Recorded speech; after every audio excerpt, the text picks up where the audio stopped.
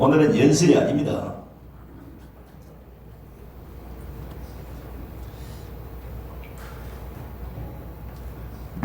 김경재 전 의원님께서 박찬종 전 의원에 대한 소개를 좀 하고 지금 모신 한 2분 3분 모실 게 맞겠죠, 그죠? 안녕하십니까. 우리 박찬종 선배님은 제가 대학 1학년 때 4학년이셨습니다. 여러분이 잘 아시다시피 고시 삼관왕이시고 70년대 80년대 한국 정치를 움직이셨던 분인데 이 양반의 소위 삼김정치의 가장 큰 희생자입니다. 김종필, 김대중, 김영삼 세 사람이 합작해서 정치를 하지 않았다면 이미 대통령 한 번 하고도 남으신 분이에요. 그렇죠? 여러 가지 재능이나 경륜이나 뭐 이런 거에서 딱 맞아 아깝게 짝이 없는 분입니다. 그래서 제가 일부러 손상대 동지가 그 얘기를 할지 안 할지 몰라서 내가 미리 얘기해 드리고 싶고 지난주에는 모실 예정이었는데 불가피한 이유가 있어서 오늘 여기로 오셨는데 저를 아주 그냥 달달 볶았습니다. 택시를 타고 오셨는데 제가 택시 기사에게 번호를 잘못 얘기해가지고 그냥 안달 먹다라고 기다렸는데 간신히 오셨습니다. 모처럼 우리 국민 TV 유튜브 대회에 처음으로 오신 분이니까 여러분 아주 귀에 쏙쏙 들어오는 좋은 말씀으로 뜨겁게 환영해 주시기 바랍니다. 고맙습니다. 사실 이제 고시 하나 패스하기 힘든데 세 개를 패스하신 지금 연세는 아마 아직 한 60 초반을 그런 줄 알고 있습니다. 대통령 지금 해도 돼요. 문재인보다는 100배 1000배 낫습니다. 자, 저도 정치부 기자를 할 때 상당히 존경했던 분이고 지금도 존경에 맞지 않는 우리가 언젠가는 한번 대한민국을 책임지게 해야 될 분 우리 박찬종 전 의원님을 모시겠습니다.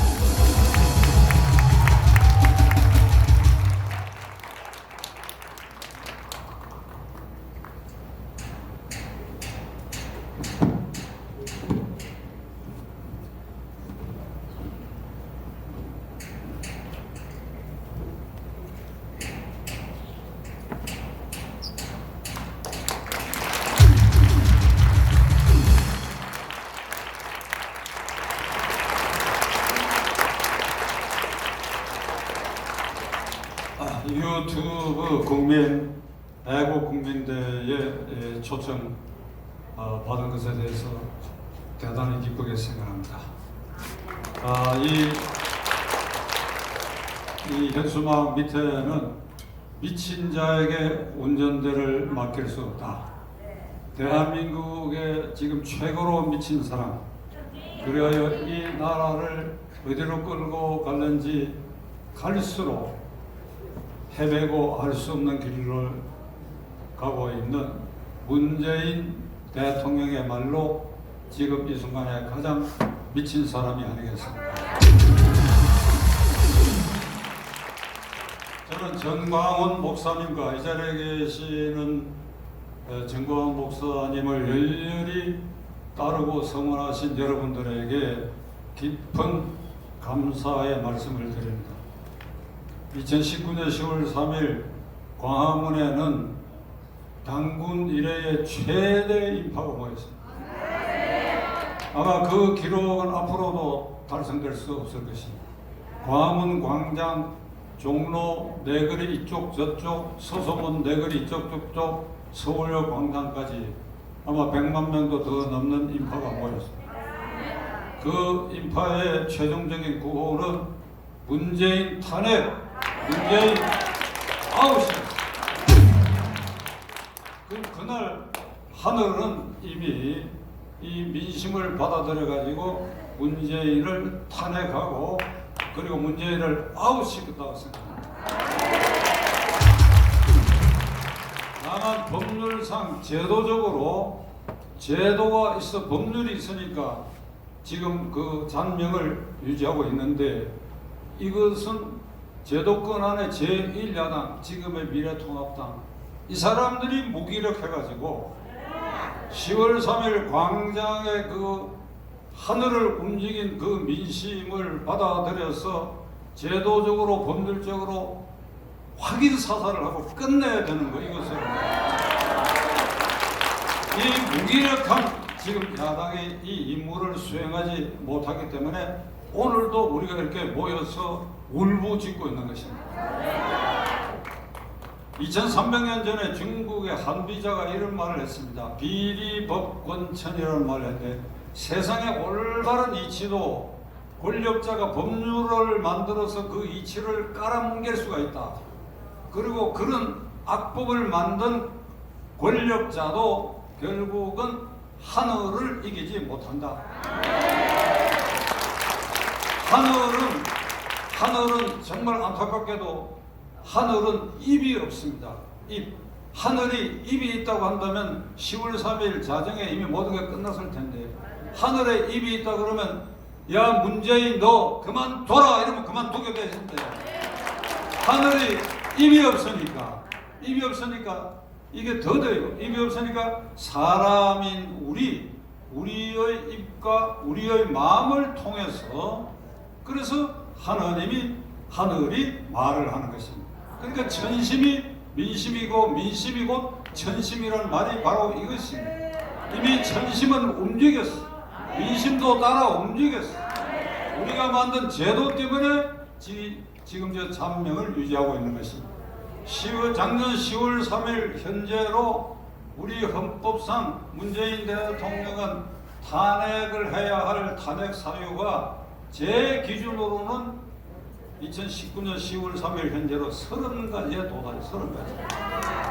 탄핵 사유가 한두 가지만 있어도 이걸 날려버려야 되는데 탄핵 사유가 30가지나 쌓여있어. 30가지나 쌓여있어. 그리고 오늘 현재까지 또 30가지가 더 보태져서 박산종 기준으로 하면 60가지의 탄핵 사유가 쌓여 있는데도 저걸 청와대에서 밀어내지 아직 못하고 있다. 문재인 대통령은 2017년 5월 10일 이 헌법에 선서하고 취임사에서 어떤 공약을 했느냐. 오늘 이 순간이 대한민국이 처음으로 국민 통합과 화해의 시대를 연 날로 기록될 것입니다. 지금 3년이 지났습니다. 2017년 5월 10일부터 이 땅에 국민 화합과 통합의 시대가 열렸습니까? 쪼가리 냈지. 쪼가리. 내 편, 네 편으로 나누고 내 편만 백성이고 내 편은 적으로 다 돌려버리고 말았다. 그리고 무슨 얘기를 하느냐. 나를 지지하지 않는 국민도 똑같이 모시겠다. 그렇게 했습니까? 나를 지지하지 않는 국민은 완전히 적으로 보냈어요. 그리고 더욱 놀라운 것은 나를 비판하고 비난했던 사람 가운데도 자리에 맞는 사람은 찾았어. 적소의 적재를 기용하겠다. 나를 비난하고 비판하는 사람도 기용해서 쓰겠다. 3년이 지난 이 시점에 단 한 건도 그런 일이 없어요. 단 한 건도 그런 일이 없어요. 그 말 끝에 삼고초려를 해서라도 모시겠다 그랬어요. 삼고초려를 해. 3번 찾아가서 초막을 짓고 선생님, 동지여 나와 같이 일합시다. 이게 삼고초려예요. 삼고초려에서라도 나를 비난하고 비판하는 사람을 기용해서 쓰겠다. 만일 이 약속이 한 건이라도 지켜진 일이 있습니까? 이 약속을 지키려면 제일 먼저 김경재 총재에게 찾아가서 무릎을 꿇고 김 선배님 총리를 맡아주십시오. 이래야 이 약속이 지켜집니다. 이 순간에 김경재 총리가 됐어요. 어디 계신지 모르겠는데 하나도 그 약속이 지키지 않아요. 그리고 야당을 국정의 동반자로 하겠다고 했습니다. 야당을 국정의 동반자로 한 것이 지금 4.15 총선거 이후에 야당을 바깥으로 내쫓고 자기들끼리 모여 앉아 그저께 38조에 해당하는 추경 예산을 저거 마음대로 뚝딱하고 한 거 이거 야당을 동반자로 한 것입니까? 단 한 번도 그런 일이 없어요. 미국 대통령은 트럼프뿐 아니라 역대 어떤 대통령도 백악관 집무실에서 공식 집무 시간 기간 동안 절반을 자기 편, 자기 당, 그리고 트럼프 같은 공화당이나 공화당 의원, 그리고 반대당의 민주당 의원들 전화하고 아침 커피 타임 갖고 점심 먹고 그리고 만찬하고 시간 나는 대로, 그래서 자기가 생각하는 정책에 대해서 설명하고 하는데 시간을 그렇게 할애합니다. 문재인 대통령 완전히 샷다를 내렸어요.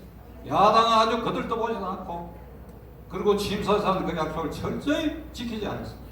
또 하나 아주 괘씸한 것은 수시로 기자회견을 해서 국민에게 현안을 설명하겠다, 수시로 기자회견을 해서 국민과 소통하겠다.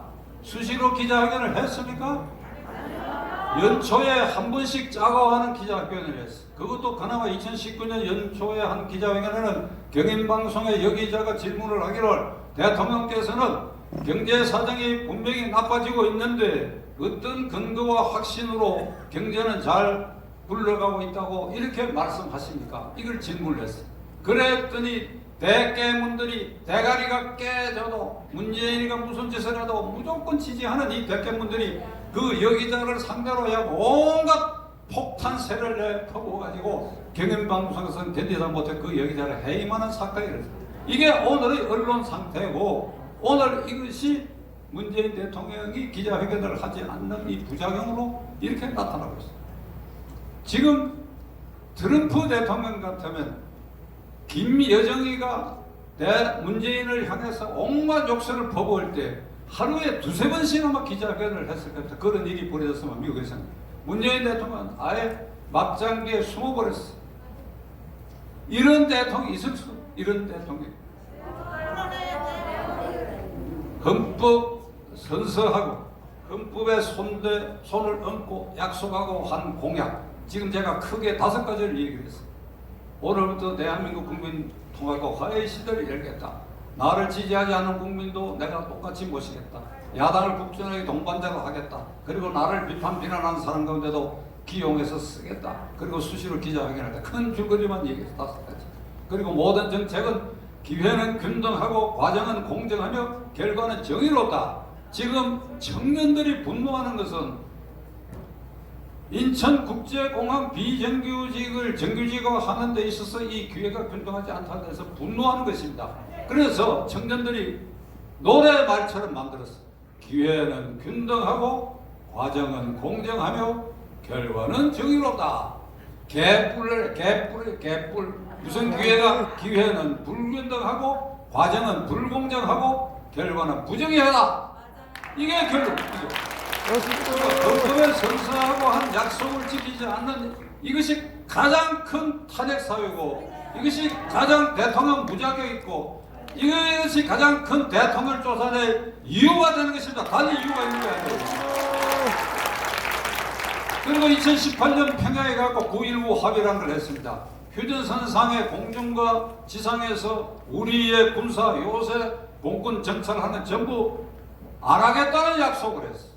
그냥 휴전선을 무방점으로 내줬고, 그리고 평양 시민들 앞에서 남쪽 대통령 문재인이라고 얘기했어요. 이게 탄핵 사유에 해당하는 것입니다.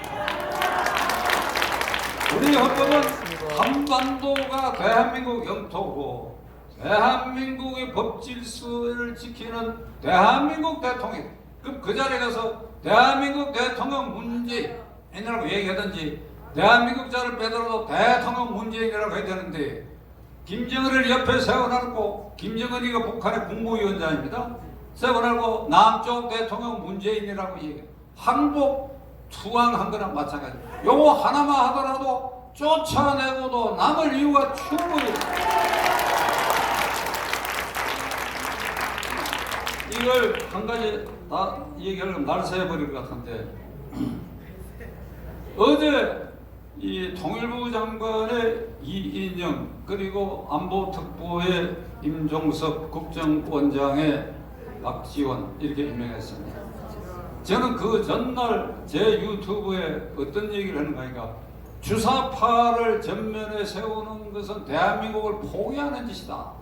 이인영을 통일부 장관 말도 안 되는 소리다. 임종석이를 국정원장 또는 안보특별보좌관으로 임명한다. 말도 안 되는 소리다. 그때는 박지원 얘기가 안 나왔기 때문에 그 두 사람을 들어서 얘기했는데 그 두 사람이 결국 통일부 장관 그리고 안보 특보가 됐습니다. 이 두 사람은 전대협 1기 의장 이인영, 4기 의장 임종석입니다. 전대협은 80년대 전국 대학생 연합회 그것이 반정부 활동의 전진기지고 그들의 강령에 의하면 주체사상 신보응자들입니다. 시간 관계상 여러분들 간단히 설명. 주체사상이라는 게 뭐냐? 김일성이가 민족의 태양이라는 소리예요. 남북한을 통해서 저들의 말대로 하면 전 조선의 민족의 태양은 김일성이가 하는 일은 모든 것이 정당하다. 김일성이가 정권을 창출한 북한 정권은 한반도에 있어서 유일 합법 정권이다. 이승만은 북한의 괴뢰다. 미국의 괴뢰다. 그리고 6.25는 미국과 이승만이 짜고 한 북침이다. 이게 이인영, 임종석 같은 사람 머리에 꽉 박혀 있어. 그러니까 북한을 추종하는 겁니다. 그러니까 남북 통일, 자유민주주의 질서로의 남북 통일을 해야 된다. 우리 헌법 4조에 명시되어 자유민주주의 질서 좋아하는데 자유를 떼버리라. 2018년에 문재인 대통령이 헌법 개정안을 제안을 했는데 그 결국 폐기되고 말았습니다. 그 제안한 개정안에는 자유란 말이 다 지워져 버리고 있어요. 그럼 뭐냐? 민족이 돼. 민족이 앞선다. 민족 공동체 중심으로 통일해야 된다. 왜? 미국은 미제국주의고 이승만은 미국의 괴뢰로 대한민국을 창건한 사람이에요. 이게 이인영, 임종석이 사람들 20대 초반에 이런 생각에 머물렀던 것은 이영이라는 사람이 전환시대의 논리 그리고 해방전후사 인식이라는 두 책을 쓰면서 거기에 겉에 적어놨어요. 북한은 자주적으로 성립한 정권이다. 남한은 이승만이 미국의 등을 얻고 미국의 괴뢰로 정권을 세웠다. 아까 말씀드린 것처럼 6.25는 북침이다. 근데 이들이 지금 20대에 그렇게 낭만적 생각에 접어들어 있다가 지금 최근까지 20-30년 사이에 모든 외교 자료가 다 공개됐어. 모스크바 자료, 북경 자료, 미국 자료, 그 다음에 유엔 자료 다 공개됐어. 6.25 전쟁은 김일성이가 스탈린과 모택동과 협력하고 모의하고 지원받아서 남침했다고 하는 게 명백해요.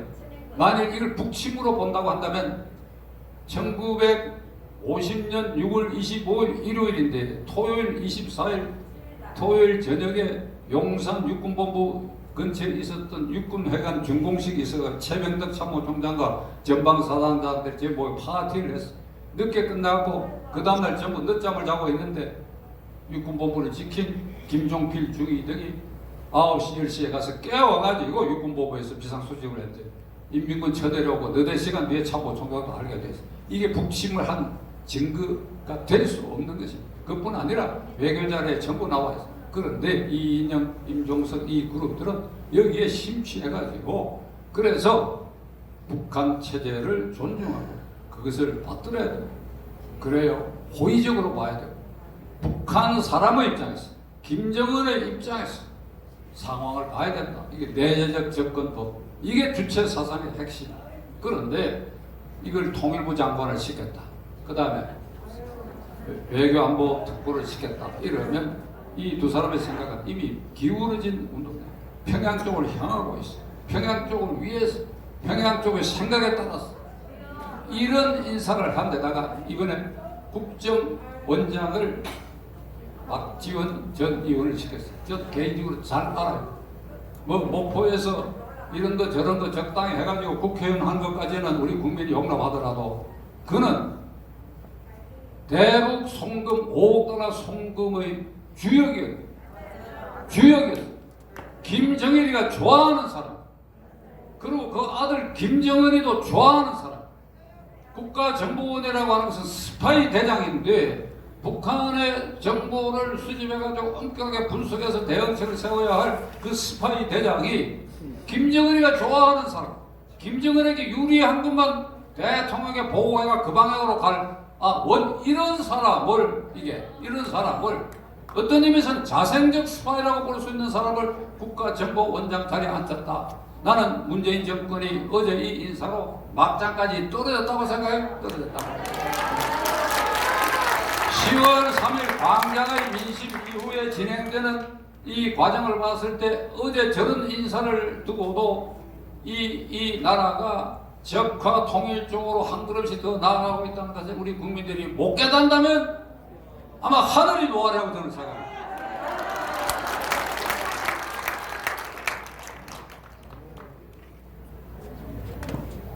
윤석열 검찰총장을 이제 쫓아내려고 아주 미친 짓들을 하고 있어요. 제가 제 유튜브에서 계속해서 얘기하고 있는데 제가 법조인의 한 사람으로서 이거 말도 안 되는 소리입니다.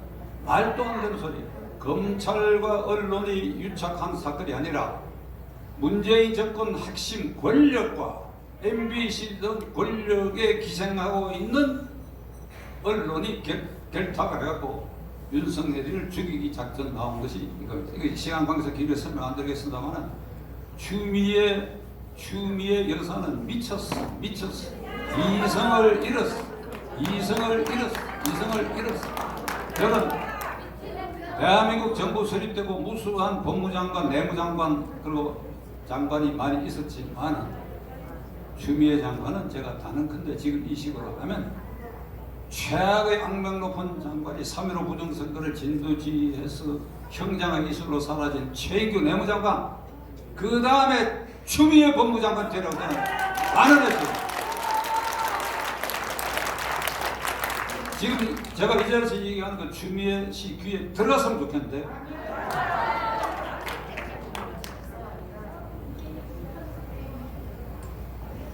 고위공직자 범죄수사처라고 하는 게 7월 15일 날부터 발족을 할 수 있는데 야당이 그 처장 추천권을 갖고 있기 때문에 앞으로 어찌 될지 모르겠으나 만일 미래통합당이 여당에서 계속 밀리는 상태로 되면 저게 발족될 가능성이 있습니다. 발족되면 어찌 되느냐? 3권을 문재인이가 완전히 장악하게 됩니다. 그 수사 대상에는 판사, 검사, 국회의원, 현역, 장성, 예비역 장성이 그 수사 대상에 올라요. 왜 장성과 예비역 장성까지 공수처 수사 대상으로 올렸는지 참 기가 찰리니. 예비역 장성들이 그 모임을 해가지고 수시로 성명 발표하는 거 그게 아주 귀찮았던가 봐요. 제가 이거 수사 대상에 올려놨는데 당장은 판사 수사 대상에 올려놨어. 마음에 안 들면 지금도 마음에 안 들면 찍어내기를 하고 있는데 시민단체 시켜가지고 A 판사 부정 비리를 고발하게 그럼 수사 착수하죠. 검사 마음에 안 드는 거 고발하게. 그러니까 사법부 완전 장악이고 그래야 윤석열도 수사 대상에 올린다는 거예요.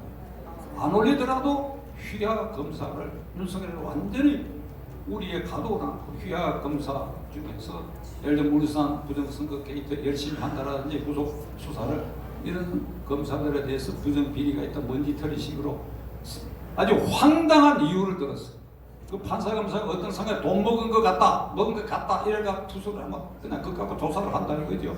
그래서 사법부 완전 장악, 검찰 완전히 허수아비, 그리고 야당 의원들이 칼날을 쐬가 국회의원들은 이런저런 먼지털이 하면 얼마든지 챙길 수 있습니다. 미래통합당 A 의원이 어느 날 저녁 누구하고 만나서 저녁을 먹었다. 단순히 저녁을 먹었는데 거기 수상한 거래가 있을 수 있다. 이런 거 그냥 투설을 합니다. 투설해서 조사를 한다 하면 그 국회의원은 그 조사가 진행되고 이런 동안에 정부 비판 공격도 못하고 죽은 목숨으로 지나게 됐어요. 그래서 저는 며칠 전에 이런 얘기를 했습니다. 미래통합당 의원들 보고 모독을 걸고 공수처 발족을 저지해라. 저지하지 못하면 그대들은 식물 국회의원이 된다. 식물 국회의원 되는데 국회를 지킬 필요가 있느냐? 이게 저지하지 못하면 그날 의원이 총사퇴를 하고 광화문 광장으로 나오라. 광화문 광장으로. 그게 자네들이 살 길이다. 공수처가 출범하는 것도 막지 못하고 얼음얼음 하다가 그리고 국회의원직은 유지하고 싶고 세비는 탐인하고 공천 받는 것도 어렵게 받았고 본선도 어렵게 했는데 내가 박찬조의 말대로 국회의원직을 이거 쉽게 버려. 야 이놈들아 너희들은 죽은 목숨이야. 죽은 국회의원 노릇을 계속하려고 그래? 하루라도 국회의원 했으면 그만이지. 그걸 버리고 광화문으로 나오라고 그래.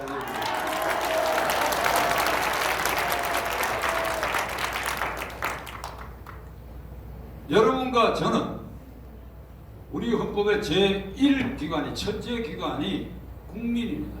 국민. 첫째 기관이 국민입니다. 대한민국의 주권은 국민에게 있고, 국민 누구냐? 여러분과 저 정광훈 목사, 김경재 총재, 이 국민이 첫째 기관입니다. 그러니까 헌법에 대한민국의 주권은 국민에게 있고 모든 권력은 국민으로부터 나온다. 이 국민이 대통령 뽑고 국회의원 뽑아가 정부를 세우고 국가의 시스템을 만드는데, 이 국민이 너는 아니라고 하면 아닌 게 되는 것입니다. 너는 가짜라고 하면 가짜로 되는 것입니다. 그런데 어느 날 이 국민이 한꺼번에 모여가지고 회의를 할 수가 없어요. 회의를. 전 국민이 18세 이상의 전 국민이 광화문에 모여가지고 안건을 상정합니다. 문재인 대통령 탄핵안 이렇게 상정해서 이놈 탄핵하자 이러면 그날로 끝나버려야 되는데 이렇게 다 모일 수가 없어요.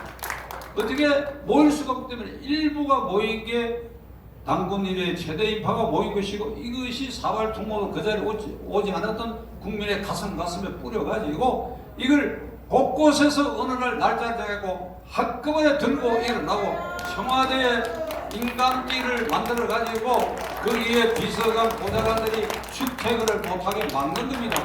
이렇게 손을 잡고 종합청사도 손을 잡고 인간띠를 만들어가 출입을 막는 거, 그거는 평화적 시위니까 처벌할 수가 없어요. 그렇게 해서 대통령을 고립시키는 방법이 있는데, 효자동 김포 완전히 꽝벽 차가 다닐 수도 없고, 그래 청와대를 빙 둘러서 인간띠를 두르는데 거기에 경비 섰던 경찰관도 무서워서 다 도망가 버릴 것입니다. 그럼 자연히 대통령도 걸어 나올 수밖에 없습니다. 2020년 10월 3일까지 정광훈 목사 그룹이 앞장서서 제2의 당군 이래의 최대 인파를 모을 때, 이번에는 철저하게 그들의 출입을 막고 문재인을 고립시켜서 그가 청와대를 걸어오는 날을 만들어.